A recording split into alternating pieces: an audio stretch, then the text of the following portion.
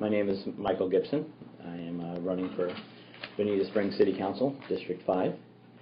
I'm a family man. I am a small business person, and I chose Bonita Springs to be my hometown because I enjoy the small town charm. I believe in the city motto, small town charm, big bright future. And there's just some issues coming up that kind of go against that, and so that's the main reason why I threw my hat in the ring. I am 37, so I am on the younger side for doing this.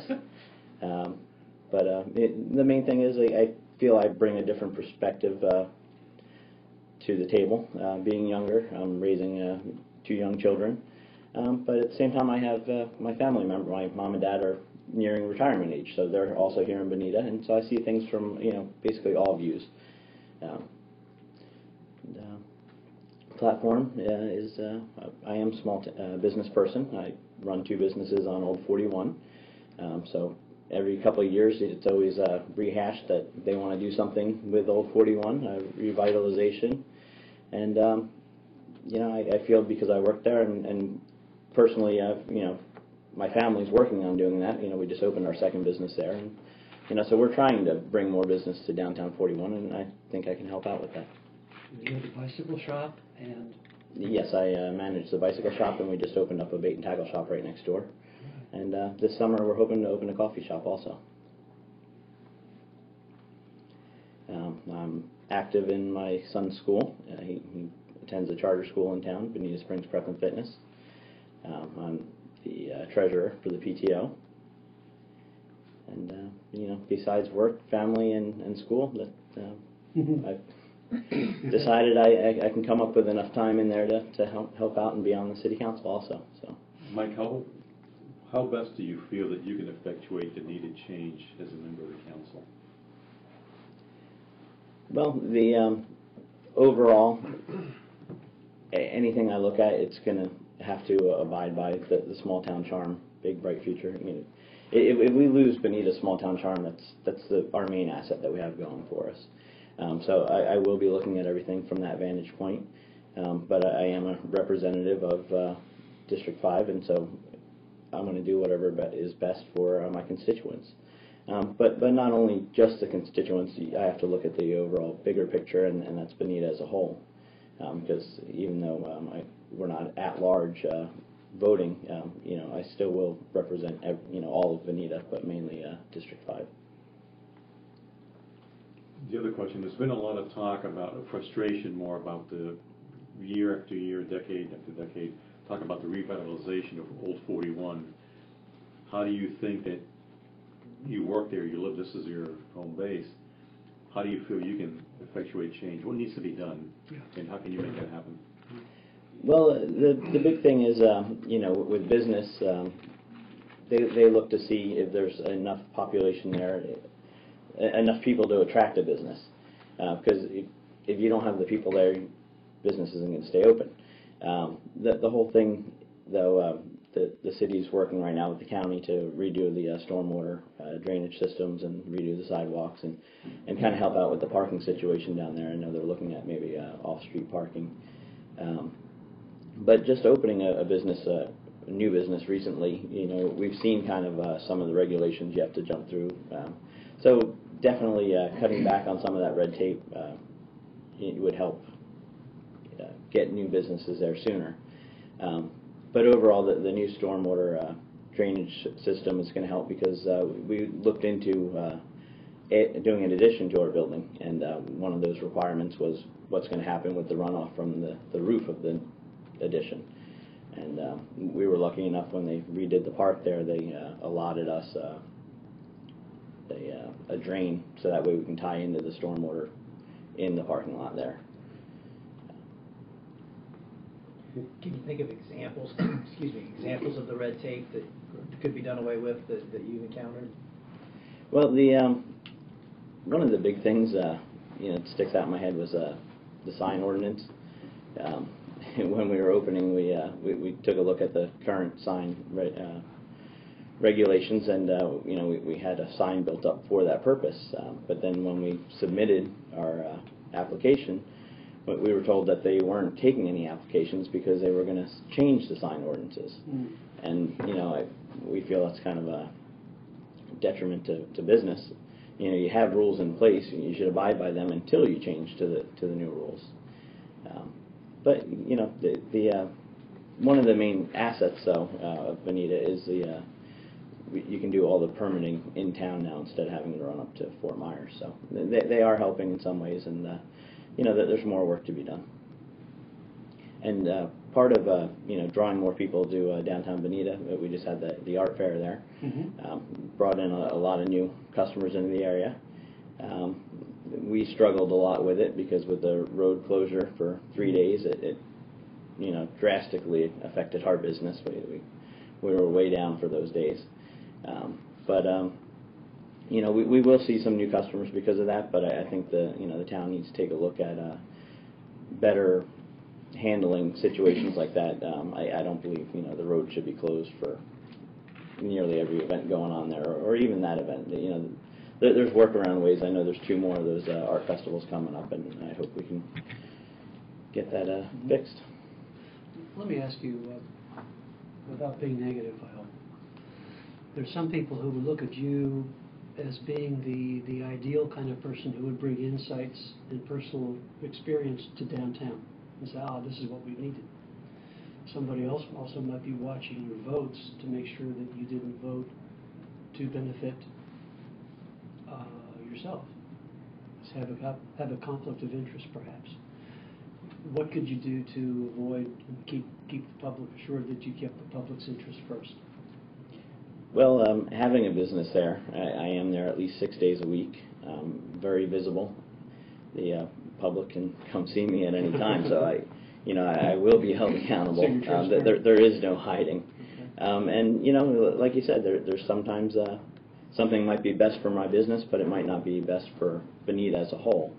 And I need to look at Bonita as a whole, and sometimes there might be something differently we can do business-wise. Thank you. Mike, do you think Bonita government operates in a transparent fashion? Well, having the sunshine laws, it is fairly transparent, but I would like to see some more transparency. Part of the problem with the sunshine laws is council members really can't discuss things ahead of time.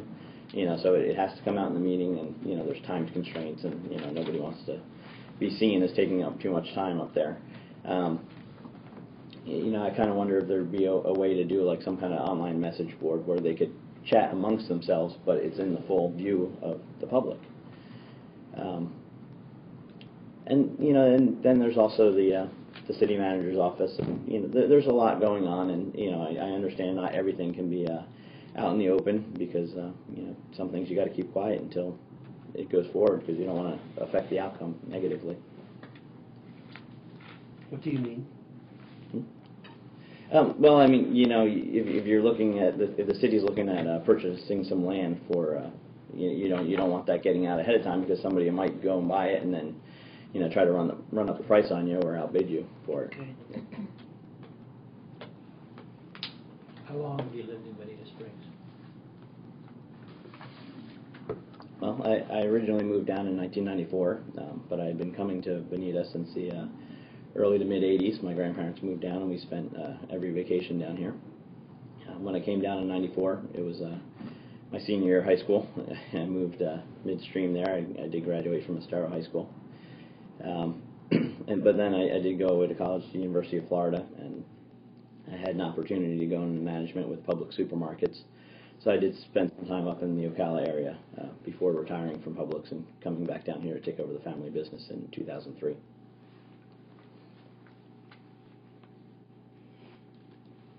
What do you see as the big issues, the big problem issues in government that you feel you have to address?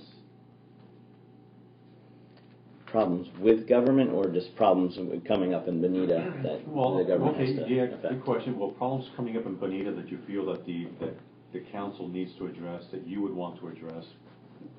And you can include those problems in government, in Bonita government, that you feel you need to address. So it can be from each group. Well, I don't really see a problem with the government. I like how the city operates. Government light. It's great to outsource as much as possible. That way, it saves the taxpayers more money, and it also gives you the flexibility of changing things up when needed. But big issues affecting Bonita. I was very happy this morning at City Council that it was a 5-2 vote to reject the study that included the overpass at Bonita Beach Road in 41. It's a $1 million study that I feel is just a waste of money if that was one of the possible outcomes. Overpass is not visually appealing. It's it doesn't say small town charm, and that it would negatively affect the businesses in that area and also the local residential property values there. But then the main issue is the DRGR and what's going on the east side of I-75. And I completely support the moratorium that was put in place, even though legally it may not have been necessary because it's just a legislative action on top of another legislative action. But it does send a message to the citizens that the city council is listening to them and that they're taking their concerns to heart.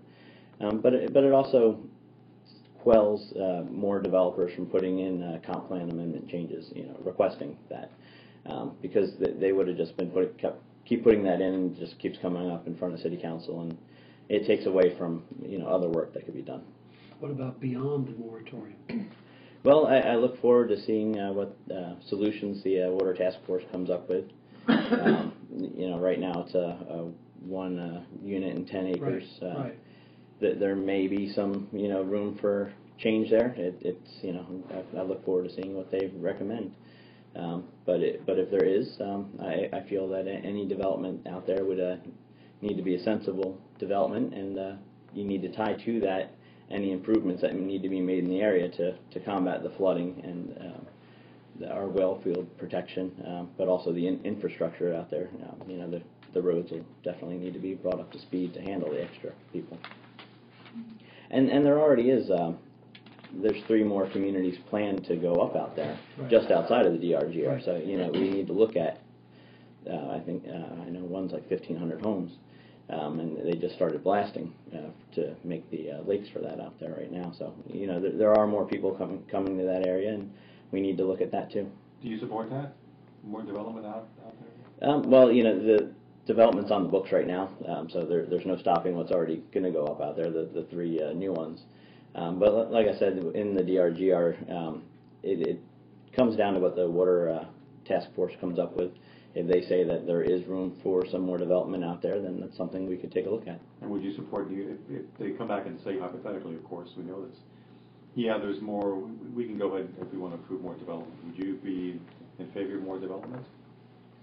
Well, like it needs to be looked at. It needs to be a sensible development. We don't want to overdevelop, and the main thing is we need to protect our drinking water, the well fields out there, and look at those situations. But if they come up with a plan that looks like it's feasible, it's something I would definitely look at. I'm not anti-development, so. Okay. How does your position on that point differ from Mr. Norris?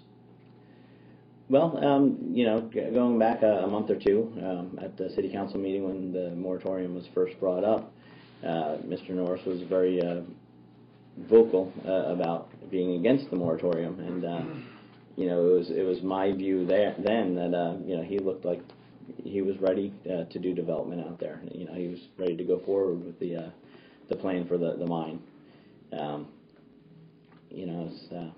It's not a standpoint I take, but okay. But to each their own.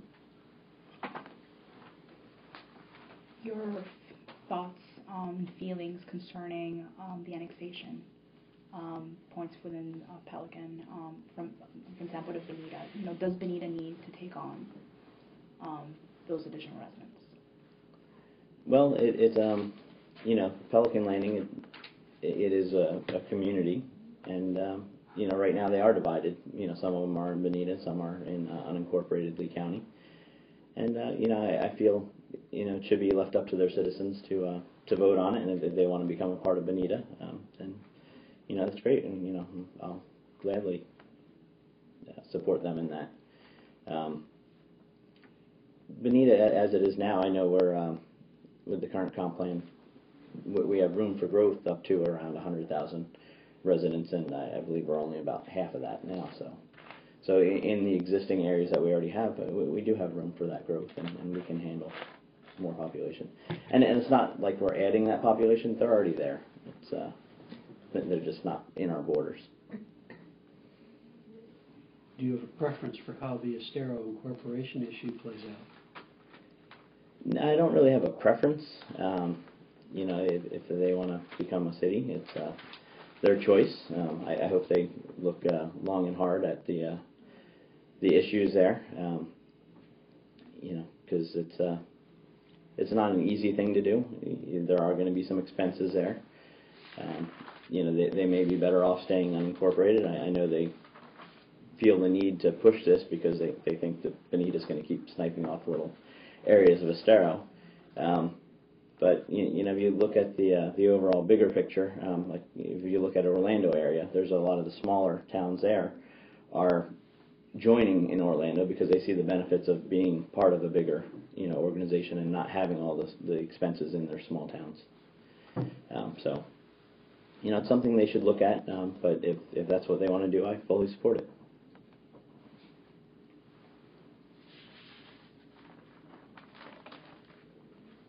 Where do you stand on gambling? Do you think it's worth expanding, or if it's... Well, coming from New Jersey, you know, looking at Atlantic City, I did have some concerns when I first heard about it. But after talking to some people, they were more or less unwarranted concerns. Even Sheriff Mike Scott feels that it wouldn't be a problem having the slot machines at the dog track. And if you look right now, you know, we have had the issue with the internet cafes. You know, we have basically slot machine gambling sites all around the city anyway. So it's you know, a way to bring that in. We can compete a little better with Immokalee. There's a lot of our citizens drive out there to gamble, and you know, as long as they're doing it sensibly, you know, I hate to see anybody that has a gambling addiction. So you would support it? Yes, I would support it. One of the issues that's come up is whether Bonita should have its own police department. Where do you stand on that? And if so, how would you pay for it? Well, I don't think we need our own police department. You know, the city council operates on government light. You know, we try to outsource as much as possible. You know, the county provides X amount of enforcement to us, and we pay extra to have better enforcement. One of the things I would like to look at is the county leases a place down in Springs Plaza, and then we have the substation right there on Old 41. Mm-hmm. Part of the redevelopment of Old 41, I'd like to redo that substation there, so that way we can hopefully incorporate the county in there too. That way, instead of being two separate locations, we have everybody in one spot. And I think it would provide better policing and better continuity for the city. You know, people would know where to go. What about the fire protection? Right. Independent fire district still the way to go, or should the city look at bringing that under its umbrella? I don't see a problem with the independent fire district. They're doing a great job. I kind of hope that they can resolve the situation with the EMS. I wish the county would be a little more lenient with us in letting us take over that. I think it would be a big benefit to the residents in Bonita. It's a quality of life issue. The firemen are the first responders, and most of the time anyway. And I know, you know, they're there prepping everything, and then the ambulance is basically a transport to the hospital, where if the fire district was able to handle that, you know, they could be the first responder and the transport, and you know, we would have two EMS certified people on those transports, and you know, it would be we wouldn't have duplication of service. We wouldn't have to send a fire truck and an ambulance. As a council member, would you feel free to be a champion of policy issues like that, even though it's not in your jurisdiction, but as a leader, would you feel free to speak out on stuff like that? Absolutely. We can't personally, the city has no control over the fire district. They are two separate entities, but I would be local in my opinion on that. How about relations with Lee County government in general? The ambulance issue is just one little tiny piece of that. How does the city and the county get along? Overall, I believe it seems they get along just fine. We have that agreement on the stormwater drainage systems in Old 41. That's a big deal. Yeah. So, it seems like we're working together all right in that aspect. I'm not quite sure what the big deal is with the ambulance. I don't know if it's a revenue problem or I really don't know what their issue is with that. How active should the city be in trying to recruit business and jobs to the city? Well, it's tough. Being a small business person, I kind of feel it's best when businesses are left to their own devices. It's hard when you start advocating for one business over another. You don't want to play favorites. And you may turn off somebody that was looking at coming to the area, and they won't because perceived perception of the city council as maybe not wanting their type of business. So you would advocate a cautious approach or a hands-off approach? More hands-off. Like I said, recently opening a second business, it's you almost feel that it'd be easier to do things without, more government intervention. Would you favor continued city support for this the Bonita Estero Economic Development Council? Did they do a good job? I don't think they've been doing enough. I know my opponent brought up that for every $1 we put in, we've gained $51. But I think he's taking into account that the terraces right next door here, which I've heard that the EDC did not have, a hand in bringing that to the area. That's been coming for a long time. Yeah. So looking at I'd really need to see concrete evidence that they are bringing more businesses to the area. Even Hertz, when they came, they said that was not a big factor in their decision. Thank you. What should, go ahead, go. As a father of young children, is Bonita Springs a child-friendly or family-friendly or children-friendly city? What's the status of, say, the parks or the activities and things like that? Is it welcoming to families? Yeah, we do have our share of parks. I live very close to the rec center, and we have a park right there. The Lions Club recently just built a park for the city right behind where I work in Depot Park. So I do get out and enjoy the parks with my children. And as a family man, we are getting more family-friendly things to the area. Even maybe not directly in Bonita Springs, but North Naples. There's more to do here. When I first moved down in 1994, that was I was only 17, and that was one of the things. My kind of pet peeve was there was really nothing to do in Bonita. I either had to drive up to Fort Myers or down to Naples, and so the city has grown over the years, and there is more to do. We have the beautiful beach, and we do have some nice parks to enjoy, and the schools. An advocate of the charter school system, and today at City Council they brought up doing a municipal charter high school for the area, which I think would be great. What action was taken? The action decided was that they're going to have staff talk with the Municipal Charter School Association to get more info on how to better help the YMCA go forward to bring in a charter high school. Any tax money involved? The city tax. Sort of, but not really. In order to bring it in, there's going to be a upfront startup cost. But as he said in the presentation, that gets factored into the school's budget and that would get paid back to the city, possibly with interest if necessary. So we would recoup our money there. And the charter schools operate, they are under the Lee County. Oh, yes, yes. So operating costs are going to come out of the school district budget. Yes. I want to be clear on something. There was Brent's question earlier. Do you believe that the council should have a hands-off approach to recruiting businesses? Or yeah, like I said, whose job should it be? Well, they should have a business-friendly approach to the governance and rules. Who? The city council. Okay. You know, we don't want to have restrictive rules in place that are going to hinder businesses coming to the area. We want to be business-friendly with our legislation, not so much as saying, you know, we want this guy, we don't want that guy. Mike, we have a little bit of time left. Does anybody here have a last big question, or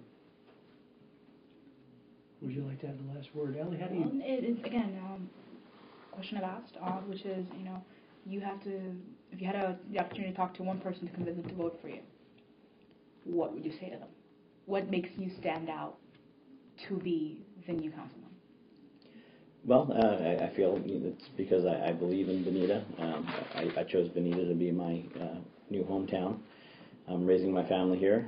I also work in the city and in the district. But overall, I care about the city. I care about its future. I want to maintain our small town charm, and I want to keep the beautiful in Bonita.